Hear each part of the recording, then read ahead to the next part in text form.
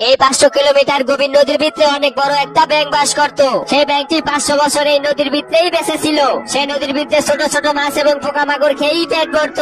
এমনকি সে মাঝে মধ্যে পানির ভিতর থেকে বের হয়ে কৃষকের ক্ষেতে থেকে ফলমূল চুরি করে আনতো। কিন্তু সেই ব্যাঙটা যে জায়গায় বসবাস করত সেই জায়গার পানি কখনোই শুকাতো না। তবুও সেই ব্যাঙটা যে জায়গায় বসবাস করত সেই জায়গা থেকে শুধু 100 কিলোমিটার দূরে সবকিছু শুকিয়ে গিয়েছিল, যার ফলে ভয়ঙ্কর খরার কারণে কৃষকের সবগুলো ফসল নষ্ট হয়ে গিয়েছিল।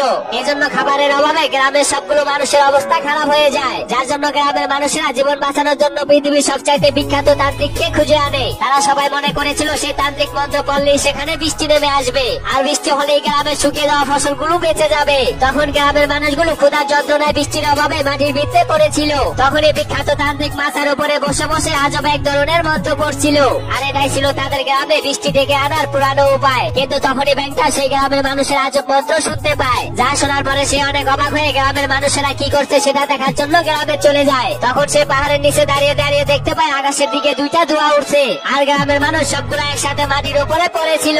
কিন্তু তাদের এত প্রার্থনার পরেও আকাশে এক ফোঁটা বৃষ্টি এবং মেঘ হচ্ছিল না। তখন সেই ব্যাঙটা ধীরে ধীরে গ্রামের মানুষের কাছে চলে যায়। এরপরে সেই গণ্ড তান্ত্রিককে দেখতে শুরু করে দেয়। তখনই হঠাৎ করে সেই গ্রামের মানুষেরা তাকে দেখে ফেলে, যা দেখার পরে গ্রামের মানুষরা মনে করে এটা একটা রাক্ষস। এই জন্য তারা সবাই অনেক ভয় পেয়ে সেই রাক্ষসটাকে মারতে শুরু করে দেয়। তখন ব্যাঙটা তার জীবন বাঁচানোর জন্য গ্রামের মানুষের কাছে তার প্রাণ ভিক্ষা চাইতে শুরু করে, কিন্তু কেউ তার কোনো কথাই শুনে না। এরপর গ্রামের মানুষরা তাকে বেঁধে ফেললে সে তাদেরকে বলে, আমি কোনো রাক্ষস না, দয়া করে আমাকে ছেড়ে দাও। কিন্তু মূর্খ গ্রামের মানুষেরা তার কোনো কথাই শোনে না। এরপর তারা ব্যাঙটাকে বলি দেওয়ার জন্য টাওয়ারের উপরে উঠিয়ে দেয়। তখন তারা মনে করছিল এই রাক্ষসটাকে বলি দিলে সেখানে বৃষ্টি শুরু হয়ে যাবে। এরপরে ব্যাঙটা আকাশের দিকে তাকিয়ে নিজের জীবন বাঁচানোর জন্য আল্লাহর কাছে প্রার্থনা করে। তখন সূর্যের প্রচন্ড গরম হওয়ার কারণে তার অবস্থা অনেক খারাপ হয়ে যাচ্ছে। তখন সে আল্লাহকে বলে, আল্লাহ, আমি তো কারো কোনো ক্ষতি করিনি, তবুও মানুষ কেন আমাকে এত কষ্ট দিচ্ছে? যা বলার পরে হঠাৎ করে চারিদিকে সবকিছু অন্ধকার হয়ে যাচ্ছে। এরপরে ধীরে ধীরে আকাশের চারিদিকে কালো মেঘ দিয়ে ভরে যায়, যার ফলে আকাশ থেকে বৃষ্টির মোটা মোটা ফুঁটা পড়তে শুরু করে। তখন এই বৃষ্টির পানি পাওয়ার পরে গ্রামের মানুষেরা খুশি হয়ে নাচতে শুরু করে দেয়। তখনই তারা বুঝতে পারে সবকিছু সেই ব্যাঙটার জন্যই হয়েছে।